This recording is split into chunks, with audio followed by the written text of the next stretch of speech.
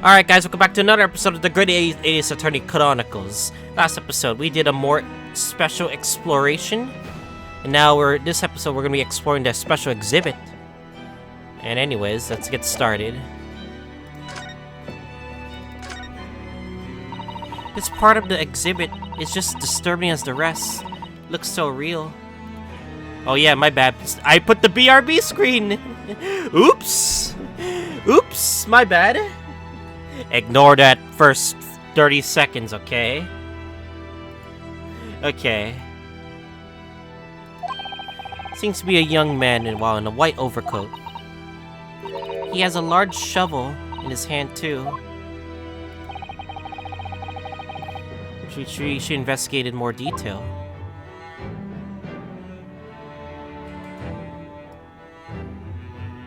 What's this? What's this here? Well, this would appear to be a lens in the middle, so I believe it's part of probably a camera. A camera? It's so small. Fridge technology is incredible, isn't it? I mean, what about Mr. Sholmes' skin print? I think perhaps he should treat Mr. Sholmes' inventions as exceptions to the rule.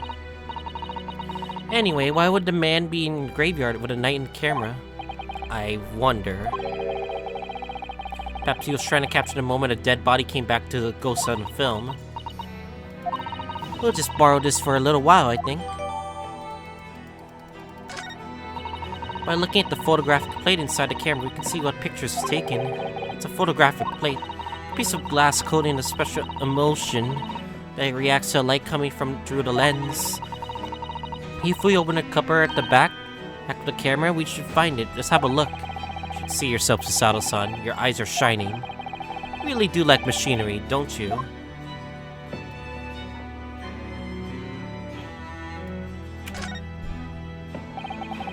It's quite a large lamp the man's carrying. Or is it a lantern? It's on like a Japanese Chochin paper lantern, actually, is it?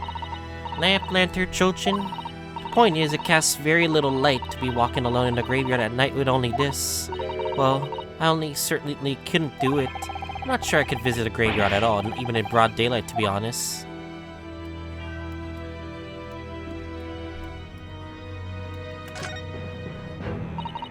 What a large shovel. He's holding it rather ominously, isn't he? What on earth was the man doing with a shovel in the graveyard in the middle of the night? Well, Mr. Sato, yes, that's a spade, isn't it? No, it's a shovel. Oh, here we go again. The shovel and spade war. No, shovels are for digging. As for scooping up loose material, it's a spade. We've been through this scenario. It's a shovel. No. Although, we haven't considered trowels. We've already heard that helps ourselves to be distracted, I feel. Perhaps we should concentrate on what the man was doing with the implement. So we're going to bury the hatchet? Stop making bad puns. You're right, though. What was the man doing here in the graveyard in the first place? That's the real question. That is a creepy face. I can't see his face very well, can you? Perhaps if I just... Oh, do you think she should be manhandling exhibits, Mr. Naruhodo? I'll put it back exactly as was, don't worry.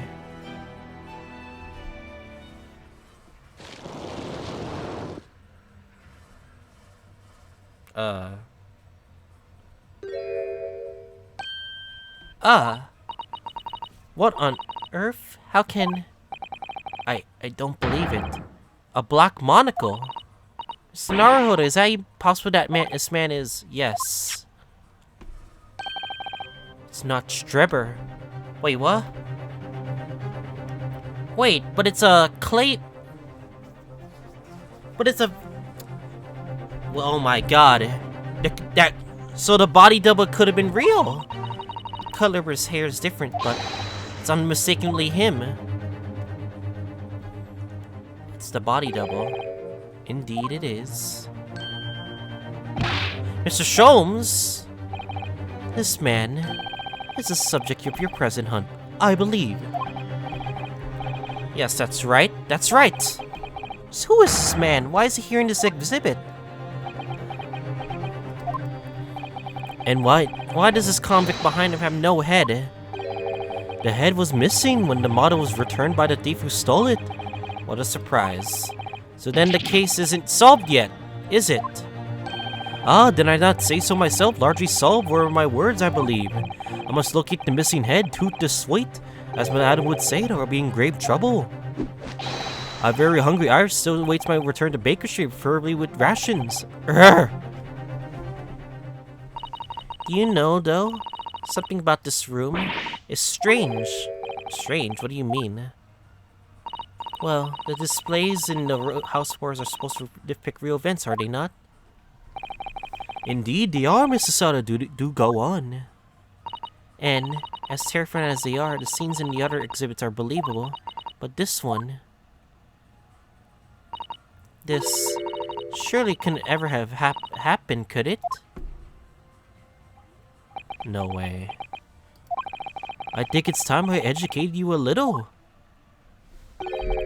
about the nature of the incidents involving the professor 10 years ago.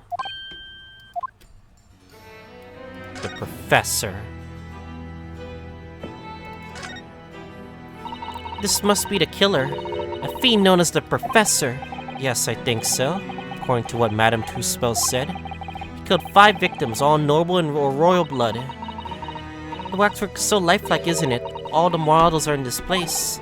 I know, it looks like it could start moving at any moment, doesn't it? If only it had a head, that is. Perhaps you should animate a little bit more detail.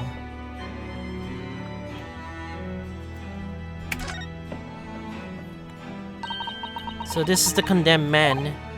Yes, the so-called professor. Then perhaps his head was chopped off by a guillotine? But unable to find peace, he emerged from his grave as a headless ghost? Do we have to attain such terrifying ideas, Mr. Sato? Anyway, I'm sure the model has a head once. There was a metal fitting for it, see? Then perhaps Mr. Sholmes absentmindedly forgot to reattach it? That's extremely absent-minded detective you're describing, isn't it? Or perhaps the thief absent-mindedly forgot to include the head when he or she returned to the museum? And that would be the extremely absent-minded thief. Could there have been some reason why the head wasn't returned? Well, whatever the reason, it means we don't have to know what the face of the infamous professor looked like, do we? Oh? Something that caught just my eye in the convict's jacket. It looks like a piece of broken glass. It's quite a big piece, too. It's very thick, isn't it? About that times thicker than normal window glazing, I'd say. Because such a thick glass come from, I wonder. Plus, that must have been made to increase its strength. But why? Well, perhaps because the glass had to span particularly wide area, as in the big building, for example. Ah, well, we've seen a large glass building recently, haven't we? So the glass was broken. Wait, is it that building? Oh no, you don't mean exactly the Crystal Tower at the Great Exhibition.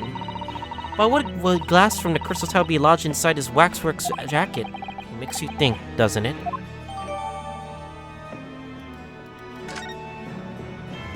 That's very important. Early in court, we established that the kinesis experiment was a trick. Now we discovered this fragment of glass here in this waxwork. Is it just a coincidence?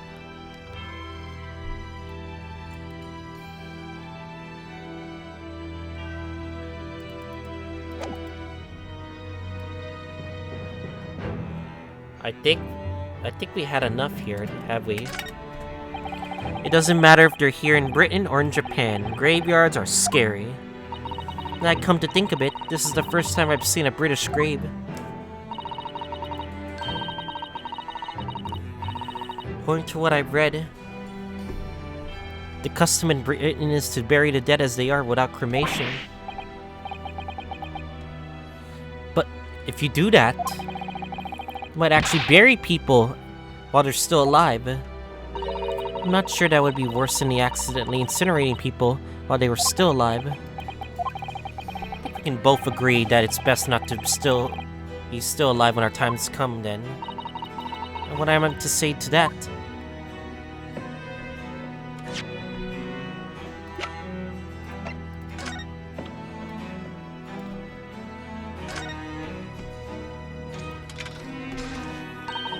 What a wonderful machine. You really do love contraptions like this, don't you? Oh yes, anything mechanical I find absolutely resistible. Almost irresistible, surely. Well, whenever I see a pocket watch, for example, I can't help myself, but I simply have to take it apart. That's worrying? Yes, father tells me to time the rumblings of his stomach now. He's given up having a watch. Poor Professor Mikotoba.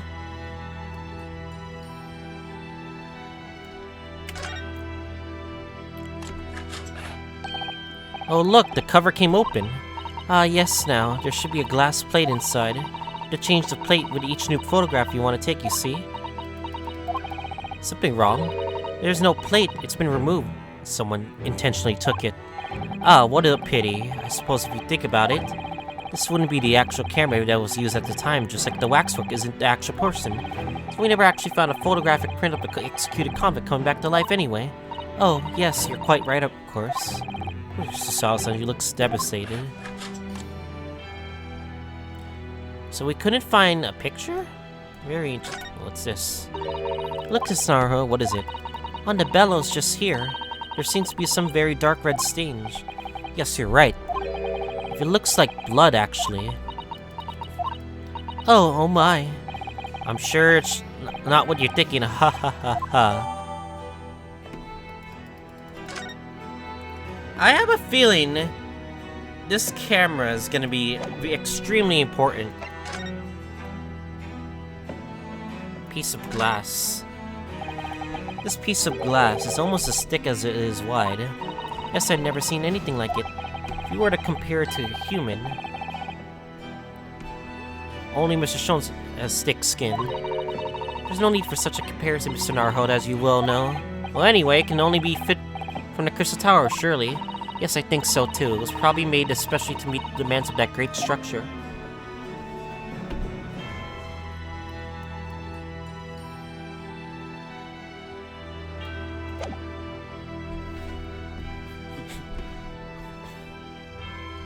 Alright.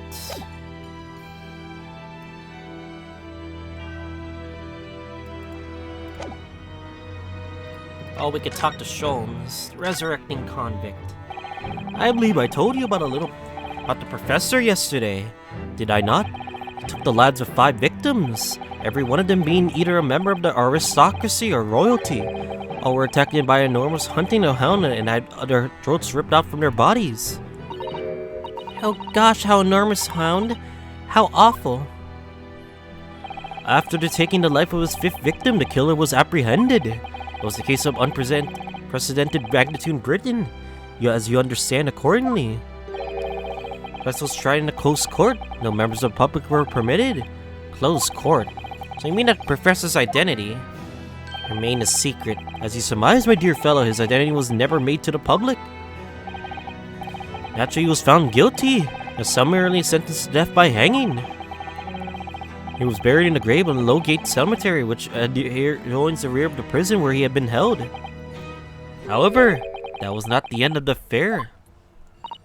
Oh. Every night he was buried, a convicted man came back to life. Came back to life? He clawed his way out of the ground and emerged into the moonlit graveyard. The exhibit here depicts that very scene as described by the sole witness to these chilling events. There was a witness? But of course, my dear fellows, none other than the young man in the white overcoat. And not Streber. He saw it happen.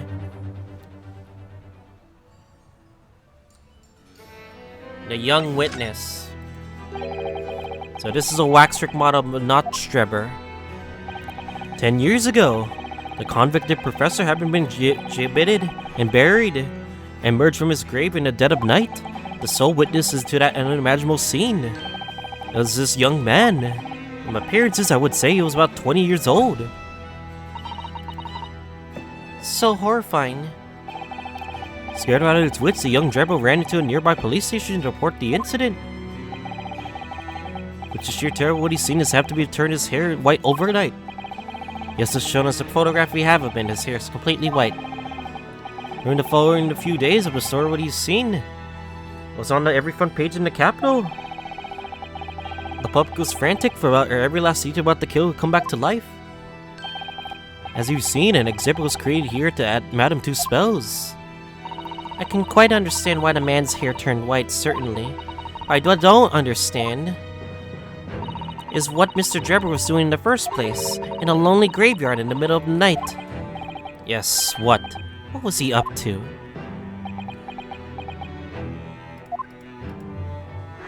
Following the execution, Professor X and Acts of Terror threw London's upper class into a complete panic 10 years ago. It was a great scandal, one may say, at the various levels of society. And since the killer's identity was never made to the public, rumors abounded. After all, no killer has ever been before systematically employed a dog as a weapon of murder. Yes, I can imagine the impact that case must have had. But in time, of course, the rumors abated.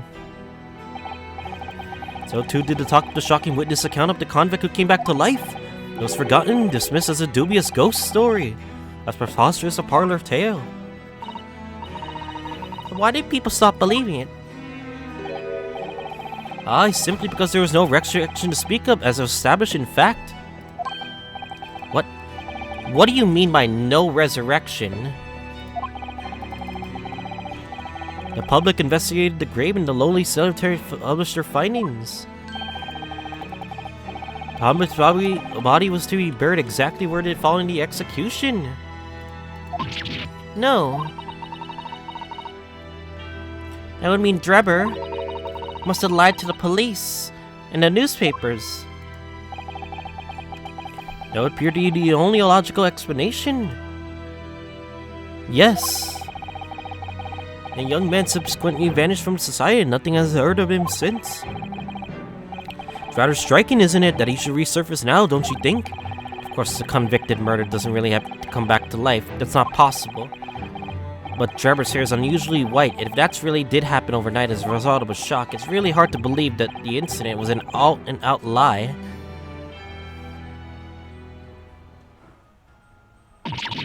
Ah! Huh, Gina? What the bleeding Odo? Where have you gone and done? Gina, what are you doing here? Yes, that is. And she said this is where you be, so... So? Gina? Not so loud in the museum. Madam Two-Spells will have you take a position as a waxwork if you're not careful. Think there might be a more pressing concern. I still had some flash powder left from 6 months ago, so... So? Alright, Gina, we understand. Please, put the gun down, please. Why is she mad all of a sudden? Sorry, I got scared. Try to be the one on the other hand of the barrel. So what brings you here, Gina? What brings me here, what do you think? We found it. We found that dodgy club's workshop. Nani? You found Drebber's workshop? Yup.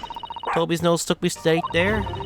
And boss, the others are heading over there now in a drag, so come on. So here's the address. I got the boss to write it down. Oh, thank you, Gina. We'll make our way there at once. Alright then. I'll see you there. We got the workshop address. You go. Don't mind me. I'll just stay here, being still. Nani? I know my place. In the exhibit over there. Oh dear. Someone is feeling sorry for himself. Alright, I guess we'll leave. Let's go, Mr. Sholmes. You're coming. Your words hearten me, I must say. But if I were to shirk my duties here... Madam, would we have paid more monetary recompense and Iris's dinner plates would be empty once more? Forget that, I'll pay for everything! There's not a moment to lose, my dear friend. Shall hero carriage... Fucking hell! I have to pay for everyone, do I? No offer to share the cost from Mr. Sholmes, then. Shall gladly pay half, Mr. Narho. Thank you, Mr. Sato. Right, let's go. To the laboratory!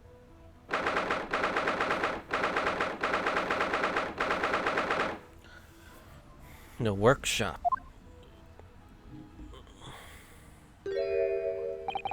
It looks like... Oh, it's another super high voltage instantaneous kinesis machine. Indeed, it would appear so. Only a prototype, naturally. Ah, so you got here then. Gina, well done for finding this place in such little time. You really worked miracles. It's Toby here, who's the miracle worker. Woof woo, doggy! And Gregson. I thought your lot would show up before long. Hello, Inspector. That's one knitted brow. Looks like he's eating a lemon and not a bag of fish or chips. So, Inspector, is there any sign of the engineer? Sadly not. We didn't find a soul in here. Oh, what a shame. Well, thank you for letting us know about this place and giving us a chance to investigate. According to what Gina tells me, we only found it thanks to a clue you turned up. I wouldn't want to say go to Paris with a debt of gratitude unpaid now, would I? Thank you. Anyway, if you're hoping to snoop in around here, I get cracking. Lord Von Zieg's and forensic investigation team are underway here as we speak. Then him again. Glad you got the picture by now. They don't take it too kindly to lawyer types. Right. Oh, then, my dear fellow, let's have this turn place upside down while we have the chance. And you, Sholmes. Pardon? They take even less kindly to great detectives than they do to lawyers. Ah, very droll, Gregson, very droll, but you may consider me nothing more than inconspicuous waxwork model. For fuck's sakes. Right then, let's see what we can find in here.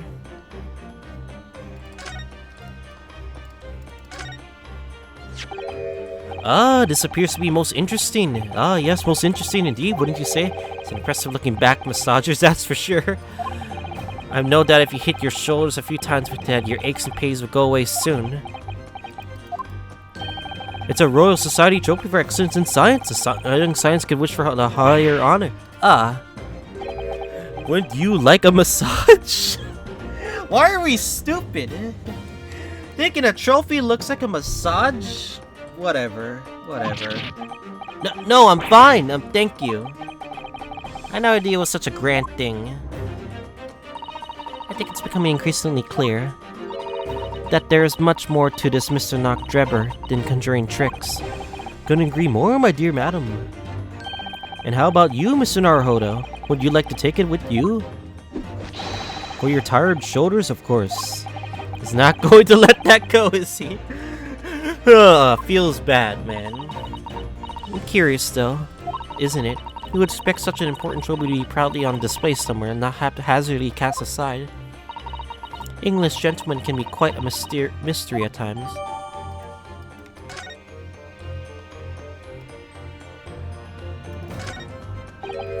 What on earth is this?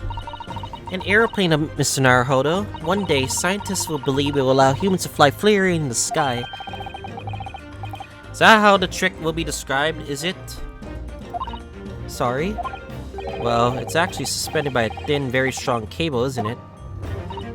Oh, well, this model is yes, but a real aeroplane would actually fly high in the sky, while suspended from somewhere even higher up the sky, of course. Because large metal objects obviously can't really stay midair unsupported. So, to you, the solution is ever taller towers? Aw, Mr. Naruhodo doesn't believe in airplanes. All sad.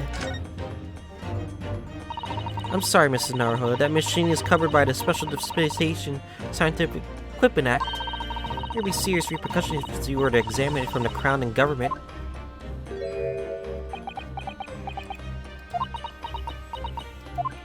And Sholmes and Gina, well, those two don't seem to be holding back. It's quite hollow inside, no working parts or devices. No deception to be seen, my dear fellow. No loose change drop on the floor or nothing. Not even bone for Toby here, my dear fella. British people are so very much ruled by their own ideals, aren't they? I think that's just these two, Mrs. Sato.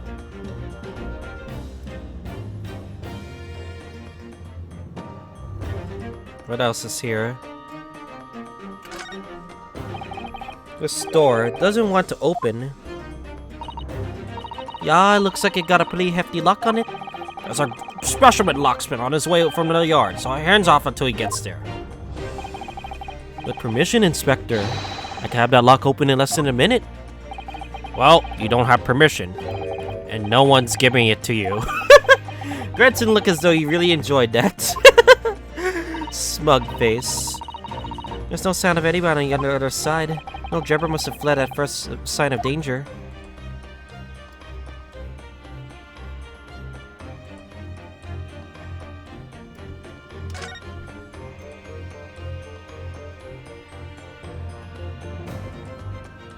That's a very huge thing, isn't it? After all. Alright. Alright, let's talk to Gregson.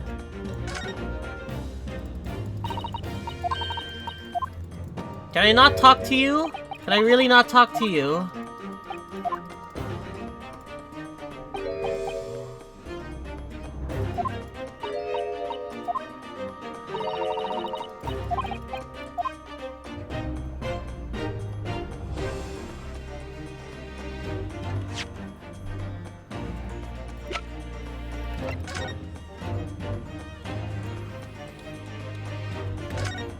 Alright, trophy. There's a little metal plaque here, look. Fostering burgeoning talent for the future of scientific discovery. Seems rather ironic, doesn't it? But clearly, Mr. Drebber was a very talented scientist.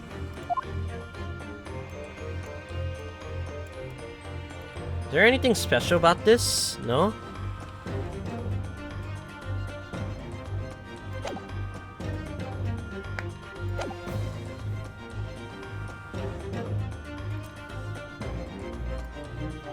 What are these things? This is in a European-style quiver of arrows with steel bolts inside. Oh, do you suppose? Crossbows, these. They're just the right size for the bow, and you lot turn up the exhibition grounds. In other words... Yes, that's more evidence to support your theory. It all goes to show that Drebber was the one pulling the strings behind the scenes of the whole scare. Crossbow?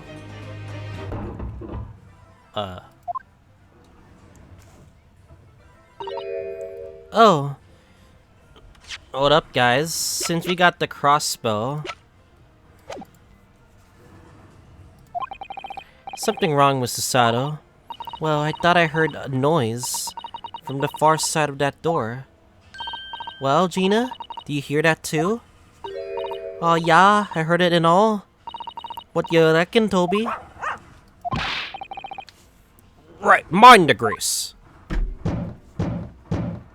Oh, that's not good. Whoever is in there, open up. This is Scotland Yard.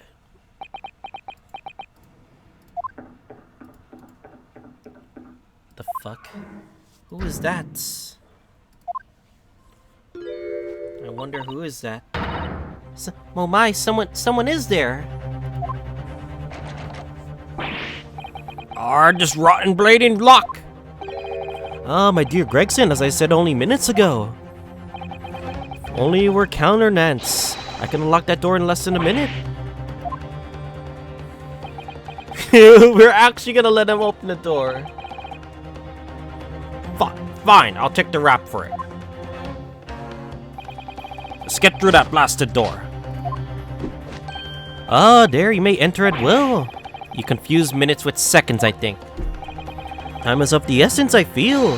What are we waiting for? Nothing for it, suppose. This is an emergency. There's a strong possibility beyond that door is that the engineer you all seek. Prepare for action, my dear fellow. Yes.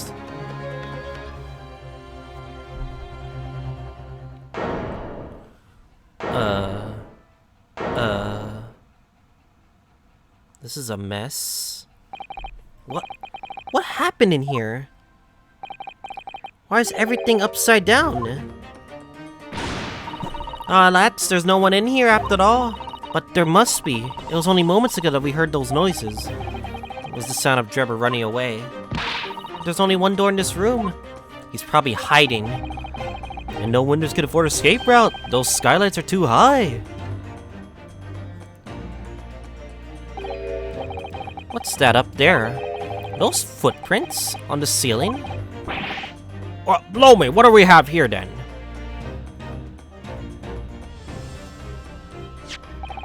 Looks like someone's trying to burn something in a hurry. Oh, that looked like a set of blueprints. To what? Professor Harribrand's bombing machine, is it? Blimey, if we had these, there'd been no need to muck about trying to investigate all the scrap metal.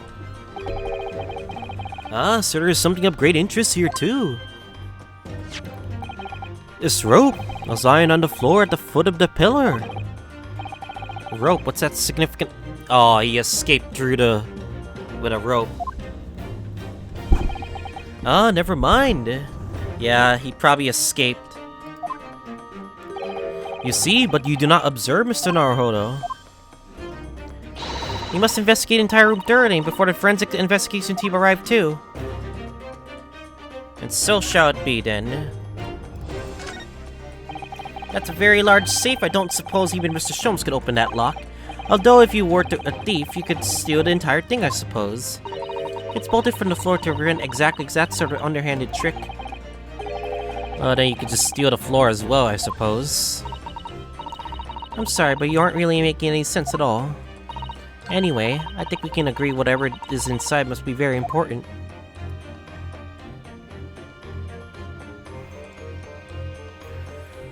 Not much to highlight, is it?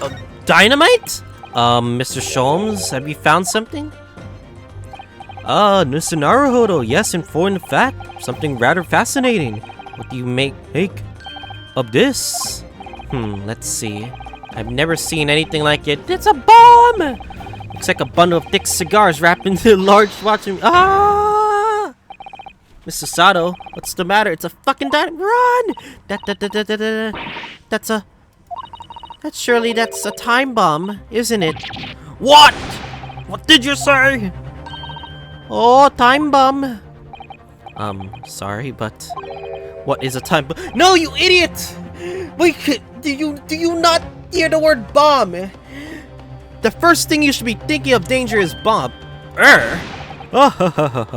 You truly are one of a kind, Mr. Naruhodo, even though we're probably gonna die if you mess with that time bomb. I won't take that as a compliment.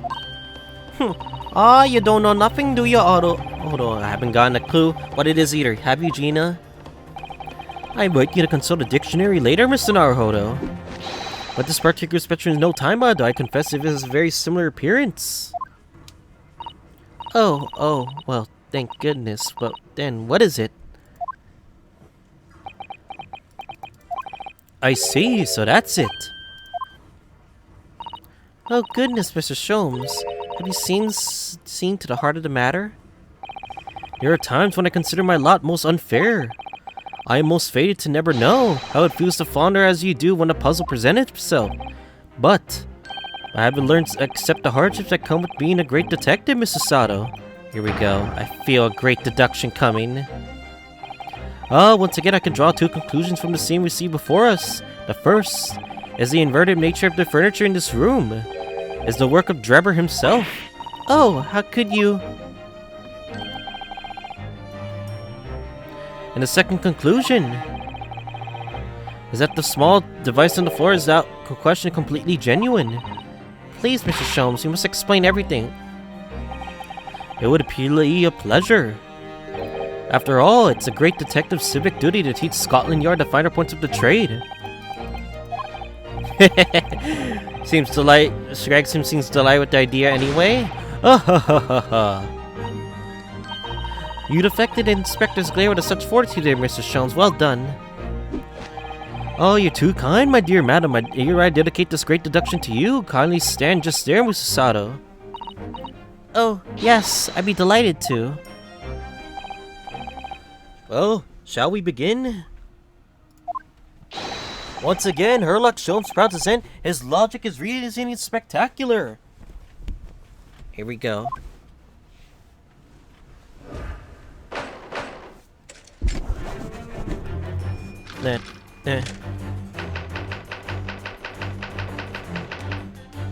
Topic 1. Flip furniture. It's plain to see that this room is in complete disarray. The bed, table, and chairs, and the lamp. Everything is upside down. It's almost as if every item had until recently been happily having the mic problems. Sorry guys. I didn't think we'd get a deduction today, but this is a fun deduction. Before falling straight down the floor. Every item in the room on the ceiling. Are you suggesting that? Indeed, the key here is gravity. It would appear that technology has last succeeded freeing us from the great pull of the earth. What the?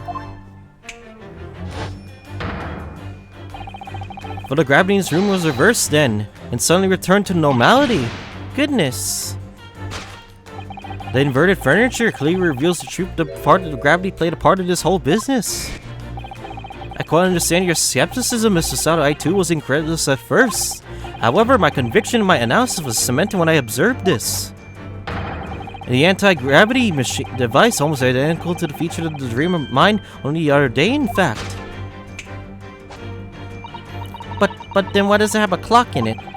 A most relevant question indeed, as the timing device, when it controls the gravity direction, it will switch. There's a clear requirement for the engineer to be able to restore normal gravity automatically.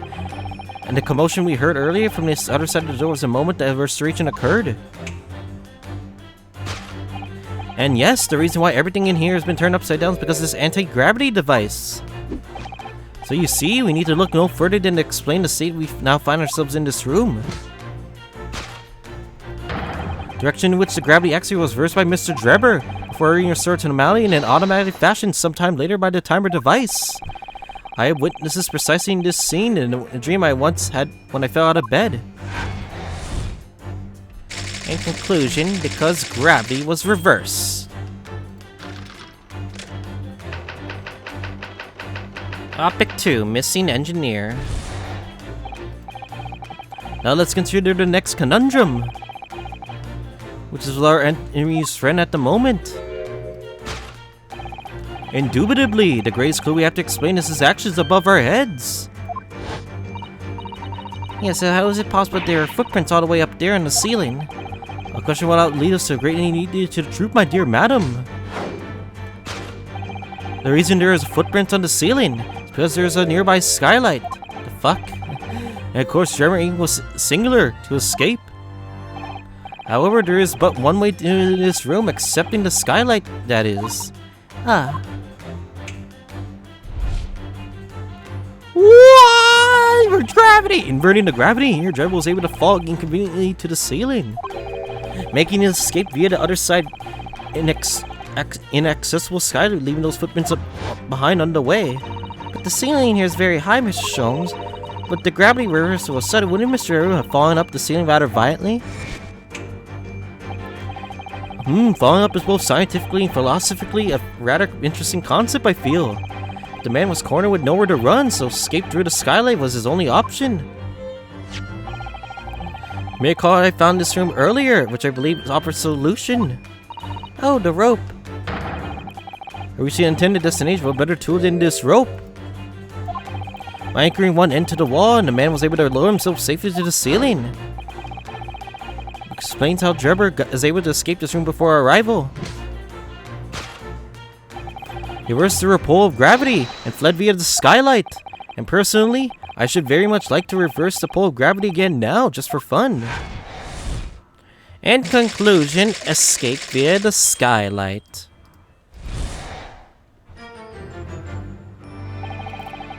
And that is who's Jones' great deduction of this topsy-turvy puzzle. Welp.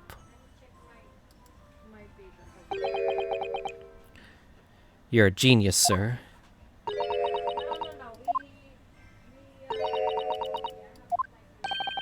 She's completely spellbound. I don't believe every second of it, but we gotta fix this, Mr. Shum. There's one thing that troubles me. I expect nothing less. You're just destined to be terrible as first for one thing and for the rest of your life. Thing is such a thing actually possible? An anti-gravity device, I mean, Jared. You say the man's current scientific knowledge at the turn of the 20th century is no more possible than instantaneous kinesis. But your whole deduction hinges on it. Ah, but my dear fellow, when you have eliminated the impossible, whatever remains must be the truth, however improbable it may seem. Ha, that's a phrase I've heard so many times. Ah, it's a marvelous line. Wouldn't you agree it's one of more enduring pearls of wisdom? I'd always come with the exact phrasing. Yes, I have a feeling I read it something like that when Mr. Sato lent me once. Actually, there is one other thing, Mr. Sholmes. The spell's broken at last. The rope we found was on the floor, was it? Indeed it was, and lonely coils sitting near the wall. But if Mr. Drebel were used to escape in the way you described, wouldn't it be tied up to the wall?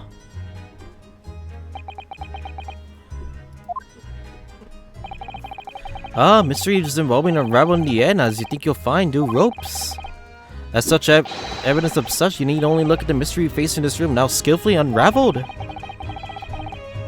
That argument is circular as the coils of rope. I think perhaps we need to give Mr. Sholmes the usual helping hand. I'm sure some minor corrections, the great detective's deduction will lead us to the truth. Yes, you're right. We must do it quickly before a notch jabber gets too far away. Ah, you're ready, then let us resume. Sherlock Sholmes, logic and reasoning spectacular. Course correction. Hold it, Mr. Sholmes.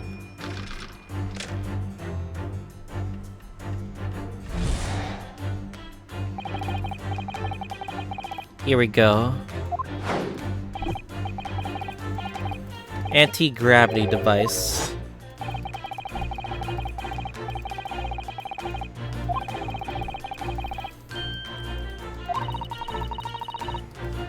Yep. I refuse to believe it's anti-gravity. That's a load of BS right there. Otherwise, a lot of things wouldn't make sense.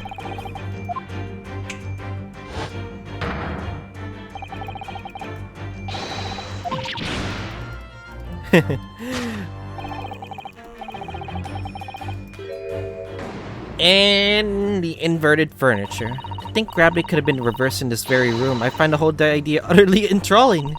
If only Mr. Sholmes can conceive of such an explanation, but the man himself admitted it was a scientific impossibility, so...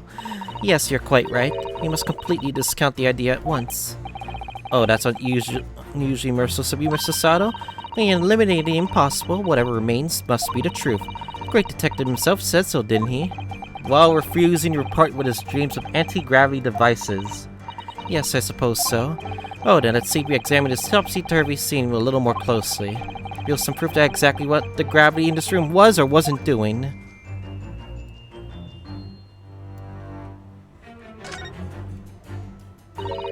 While the furniture here is very inconspicuous upside down, certainly. It does immediately put you in the mind of some sort of strange quirk of gravity, I admit. Could it be that when a mini whirlwind passed through here, do you think? I'm not sure that's much more plausible than Mr. Sholmes' explanation. Oh dear, saying the first thing that comes into your head isn't the way forward here, it seems. What else is here?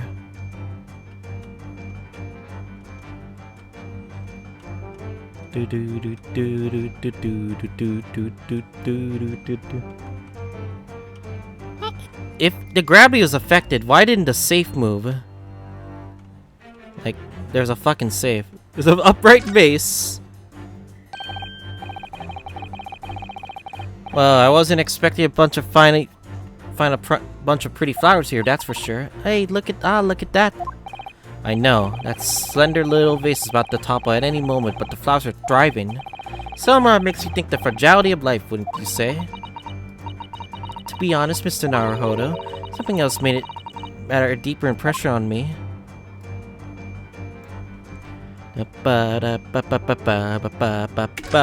Large safe. Ah, look at Mr. Sato. When everything seems to be upside down in here, this safe is conspicuously the white area. Have you noticed? Yes, that's true. Look more closely at the safe's feet. Ah, that's a very large bolt fixing to the floor. I see. Think before you speak. That's what you wanted to say, isn't it? I really put my foot in my mouth there. I certainly didn't say that. Well, we all know what the answer is gonna be.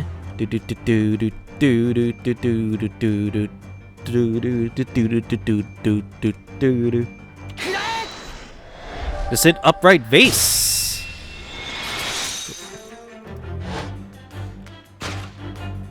The upright vase. It clearly reveals the truth that part of gravity played in this whole business. Upon my word, Mr. Naru, you've suppressed yourself by completely turning my argument on its head. Trying to impress your assistant here, perhaps? Oh, for fuck's sakes! I mean, yes, but... No one is trying to steal your spotlight here, Mr. Shobes. Trust me. Alright, as you say, though it appears at first glance that all the furniture in this room is upside down. That unassuming slender base was standing keenly to attention. And unlike the large safe, there's nothing affixing to the floor. And it's the exception that breaks the rule. And in short, as much as pains me. The gravity in this room was never inverted at all. Exactly. My deep sympathies for your loss. Oh, poor Mr. Sholmes. But show must go on, so let us continue with our deductions. Now that we know this converter is not in fact the anti-gravity device, there remains to be one other possibility. You don't say. Someone deliberately turned over every piece of furniture in here. Which might sound obvious, but leaves one mystery very much unsolved, namely, why would anyone choose to do that? Quite, and naturally there's an explanation. Yes, the reason why everything in here is turned upside down is because the anti-gravity. Shut up! He's absolutely determined that this device must have something to do with gravity. Oh, for fuck's sake, Sholmes. I'm afraid the lure of an exciting scientific explanation is too strong. Well, there's no doubt that somebody did this. Somebody turned all this furniture over. Whoever it was must have had a reason. Afraid nothing comes to mind at all, though. Well, let's look around and see if the answer presents itself. There we go. It's the anti-gravity device! What? The anti-gravity device? What? So stupid. We already established the gravity wasn't actually reversed in here, haven't we? In other words, this isn't an anti-gravity device at all, which makes me very curious to know what sort of device is it. But for now, I think we're clear that we're looking for the answer somewhere elsewhere. Huh? What the fuck? I see something there. Coal burner heater. That's a coal burner heater, I think, isn't it? Ah, yes it is. It's not just for heating, you know. You can grill on it, bake on it, boil and steam things with it, and all sorts some sort of purposes. Seems likely having your cake and eating it too. Not like a heated kotatsu table with a nabe to hot pot and a Mekon orange and a cat and an early relative. Well, you mean seems too much?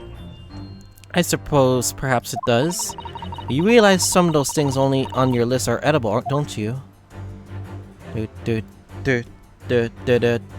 Safe combination. Ah, look, there's something written on the other side of this armchair. Oh yes, safe 432582. Safe as in safe and secure. As in secure lockable box, I think. Admittedly more likely. Well, there is a large safe bolted to the floor on the other side of the room, so yes. So you mean this number would let us open it? Wonder why is it written here, though? Is it this answer? The safe combination. Yes, the reason why everything is in here is turned upside down because of the safe combination. Ah, precisely, I believe, Mr. Naruhodo, that you had a very similar experience once, did you not? Yes, last year, when I bought a lottery ticket, noticed the ticket, or down on the inside cover of a book just in case. Ah, that's it, for people who are most forgetful souls at heart, it makes me written no important info. Just keeping the ticket itself safe would have been more sensible, I think. And what, pray, happened next, Mr. Naruhodo? When the day of the draw came around, I forgot which book I've written in the number in, and I had to turn my book room upside down to find it. Ah, that's it for people who are actually forgetful souls at times and always forget where they note things down. Not if you always note things in the same place. I actually won the second prize, you know? But I couldn't remember which magazine I slipped a ticket into, which I had promised into. Aw. Thank you, Mr. Hara. I believe I proved my point there now. Which that very similar scenario is clearly unfolded in this room. Finding himself requiring access to the safe, the occupant of this room needed the combination code. He remembered that he'd written on the other side of the piece of furniture and forgot which one, leading to the safe of which we now find in the room.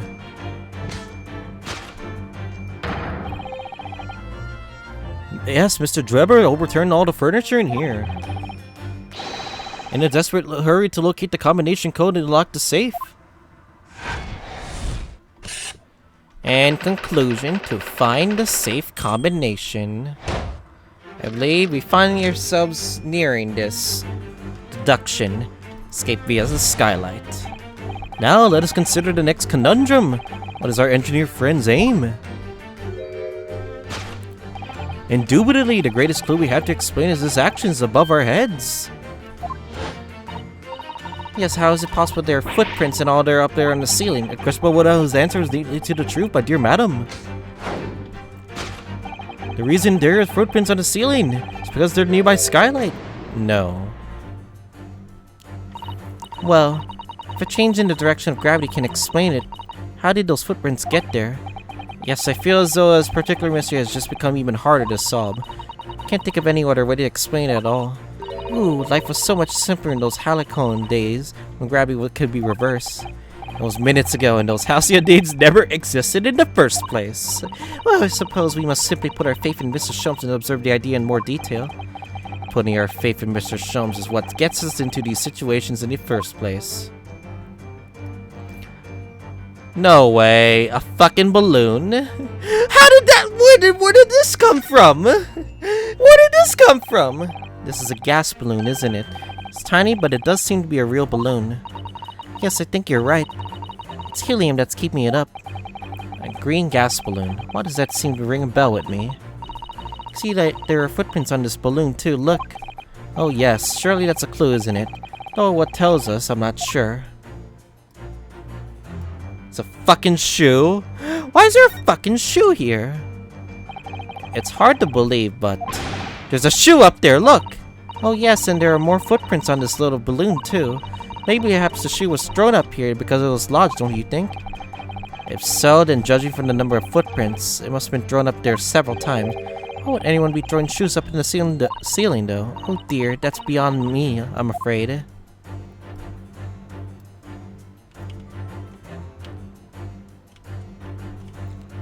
It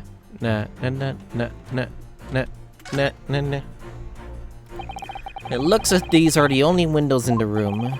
In other words, if you really want to escape without using the door, these skylights would be the only way. Yes, that's true, but even so. And right next to the only escape route, we did notice some telltale footprints. Nevertheless, we've said this many times, that gravity can't be explained until how they got there. The powerful springs on the soles of the man's shoes could. Have you been having strange dreams at all? Like Mr. Sholmes? I have a feeling it's literally either the balloon or the shoe. I think I'm gonna go for shoe. I feel like this could be the but I think my gut's telling me to choose this.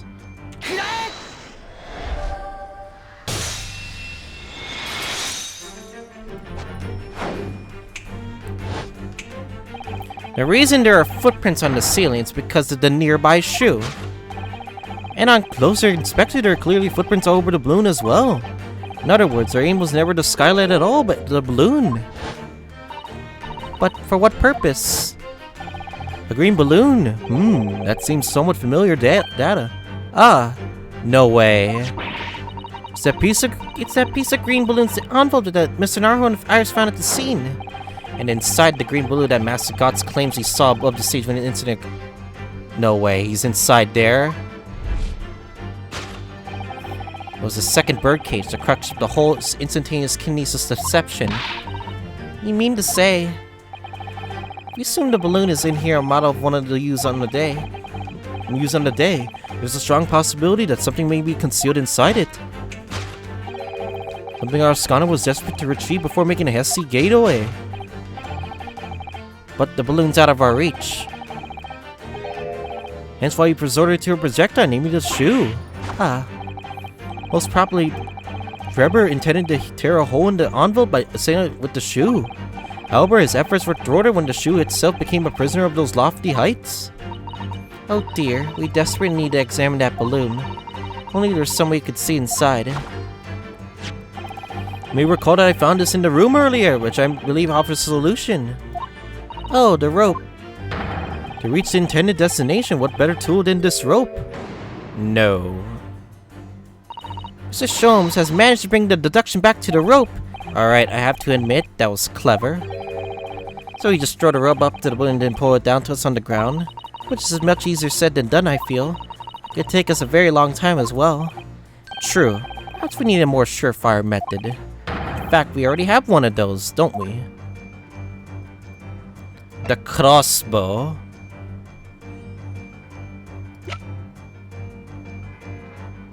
We have the crossbow. We could shoot it! We could shoot it!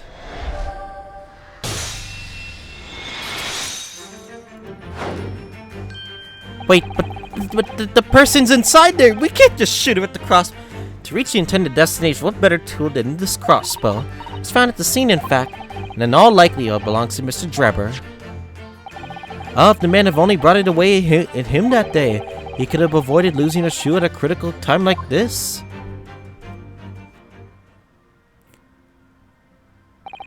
So, shall we? Your curiosity stirred deep, no doubt, my dear fellows. What is that Enoch Trevor's have hidden inside that balloon?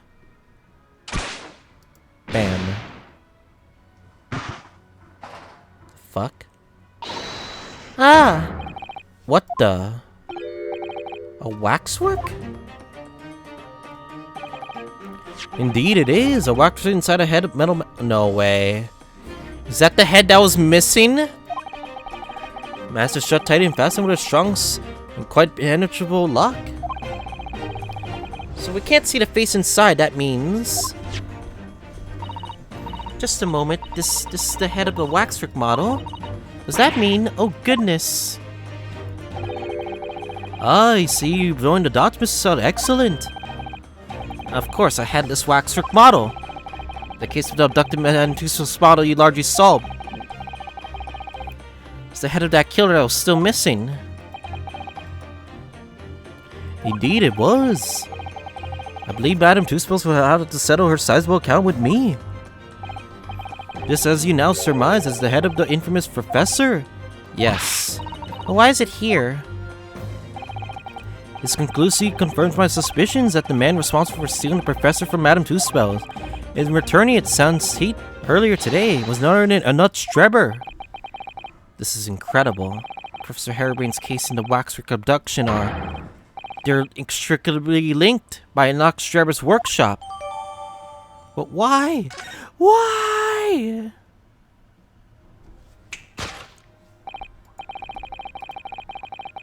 Well, what happens my logical pleasure cruise has come to an end, my dear fellows.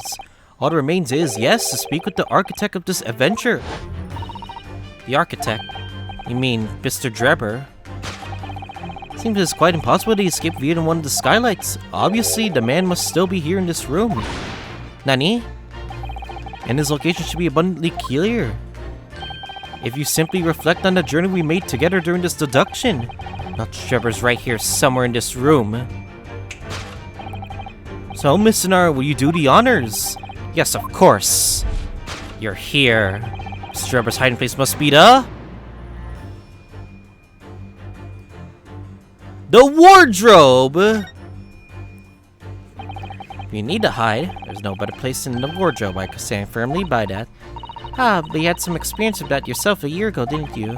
We'll find him in there. Mark my words, he'll be curled up in a ball, trembling and hungry. In fact, my own hand is trembling just thinking about making the discovery. Never mind, Mr. Naruhodo. He could be hiding somewhere else, you know? The skylight! Personally, I still think he might have escaped via one of the skylights. But what you heard what Mr. Sholmes said. The man must still be in here in the room. I'm afraid your opinion might put you at a loggerheads with a great detective.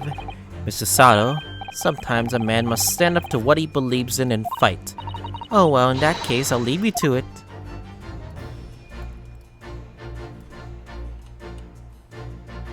And the safe. Look at all that mess in the front of the safe. Yes, the plans and accounting ledgers. As if somebody was in a hurry to empty the contents of the safe, in fact. Yo, way. You're in here, aren't you? You're in here!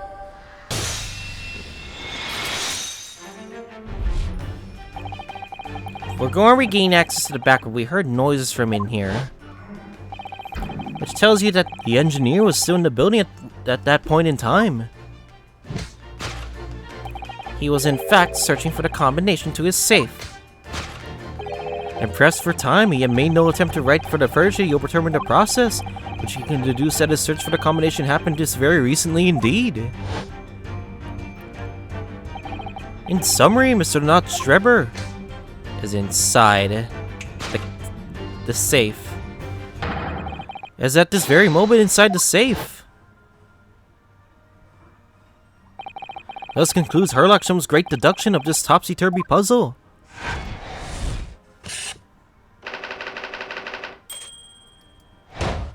He's inside the safe. Deduction complete. It's elementary. Whoa! There we go.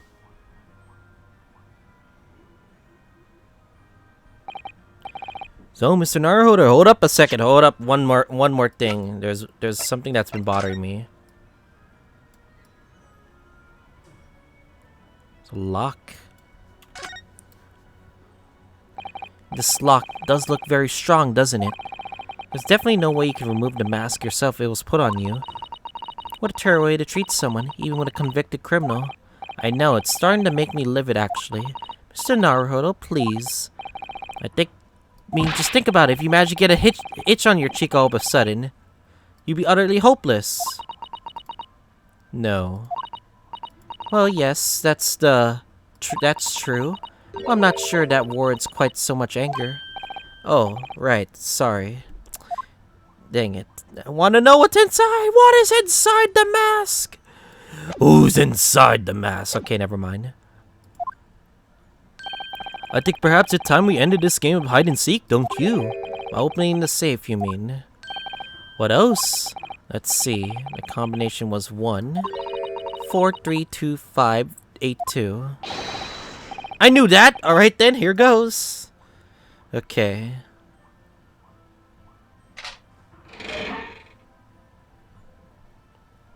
Nar. He actually hid inside. You found me.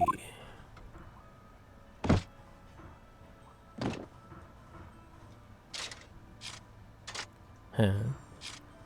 He's moving so robotically. The fuck?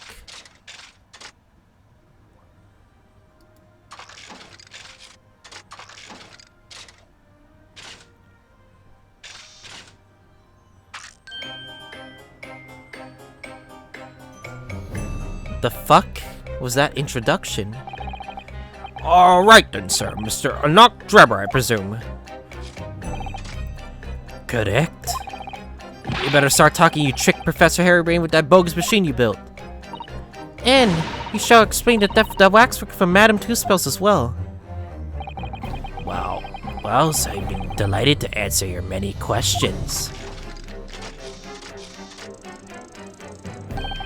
Personally, I would advise that you deactivate my little parcel first.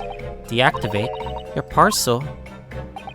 I refer, of course, to the time bomb I left in the most prominent position. Ah! I see. Stunned silence. You're all gearing up to die with me then. No!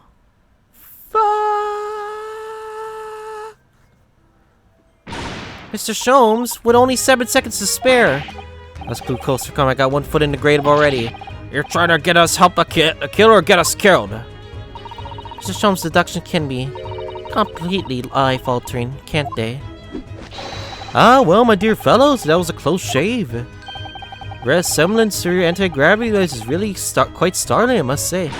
Anti-gravity devices don't exist!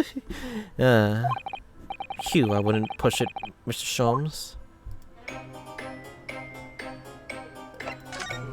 What happened here? What on earth happened in here? You found me, haven't you? No need to screw with me down any further. Everything in here is precisely what it seems. Yeah, well, we'll be giving you the thorough going over. Don't you worry, Drebber. What fails to click with me is how you were able to locate my workshop. That I was not expecting. When I heard whistling from the other room, I knew it was time to bolt. Whistling? Ah, that would have been me. Oh, why were you whistling? Oh, for some reason. I woke up in fine fiddle today. You mother... Okay. No words, just tightly squeezed chips. Clearly, I must have had a screw loose, though, as I couldn't remember the combination for the safe, and another one loose, and I couldn't remember on which piece of furniture I'd written it down. I also found a rope over by the wall. I had hoped to escape through the skylight, but sadly the rope was too short. So I did searching for the combination code to open the safe. And burnt the incriminating blueprints, don't forget. Regrettably though, you failed to retrieve the head from the balloon amongst the raptors. And after that, you hid yourself in the safe, so you failed to get the balloon. Having first set this parcel ticking, well, I had no intention of being nailed by the police. The time bomb. Got a death wish, have ya? Hiding right beside a ticking time bomb. Please, why do you suppose I chose to hide inside the safe? No ordinary safe is specially designed. A dynamic explosion wouldn't leave a scratch on it. So in fact, the safe was the only safe place. Precisely. Once you climb outside, you want to be able to get out again. I invite you to look more closely. The safe is fitted with the handle on the inside to allow, you know, the door to be unlocked from within. Ah, so it is. I've always intended to blow this place to smithereens in any case. I just wasn't expecting uninvited guests to come along and screw up my plans. Do you mean to say, were you planning to blow us all up? No, that was unforeseen. What do you mean? Most people run, you see, when they see a ticking bomb at their feet. Ah, I calculated the time required for a retreat to a safe distance to set the device accordingly. But your seemingly endless discourse in here threw a spanner in the works. Is something wrong, Gregson? Do I have something on my face besides the usual eyes, ears, nose, and mouth? You completely turned us around, Sholmes. I think we have a fairly good idea what's been going on here. What about the 2 incidents you have evidently been involved in recently? Professor Harebrain's instantaneous kinesis experiment was at the Great Expedition, and the waxwork model you stole, which his head belongs to. That's no ordinary head, you know. That's the head of the professor, clad in a mask with leather locks so strong, unable to open it safely to reveal the killer's identity. I would consider it carrying around as protection. After all, that's enough! You appeared What's going on here, Gregson? I'm sure you're aware that I have sole jurisdiction to investigate here. Yes, well. Dr. Seif again. So the forensic investigation team are here. And you know full well this engineer is a key witness. Or are you allowing this lawyer access to him? If Lord Stronger knew of this, you'd be finished. And you lot, leave at once. Ah, my dear madam, there's only such a threatening tone, I assure you. After all, that's no way to greet an old acquaintance, is it, Dr. Seif? Hello, Sholmes. Sholmes knows Dr. Seif? If it's protecting the machine next door that's causing the sour expression on your face, you are quite misguided. It's really nothing more than a shell, you know. Get out! But of course, we'll show ourselves the door. I see you haven't softened at all. Mr. Naruhodo. Yes. It would appear that a delightfully entertaining investigation has run their course for today. But, Mr. Sholmes, let us leave this place into the doctor's capable hands. I said get out now, all of you. Your presence here is not required either, Gregson. Understood. I'll say one thing before I head off.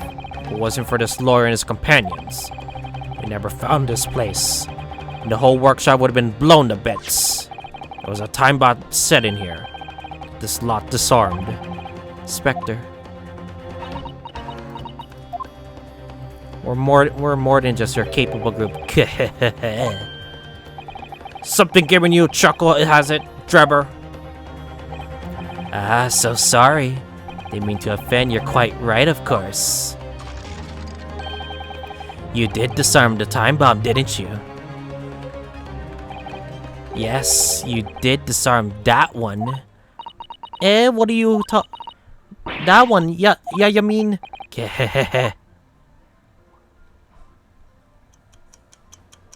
Where? No! The machine! Not the machine! No!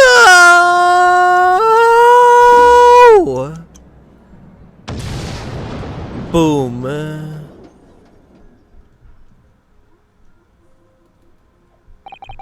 It was an hour later that we heard the news of the enormous explosion that ripped through the experimentation stage at the Great Exhibition.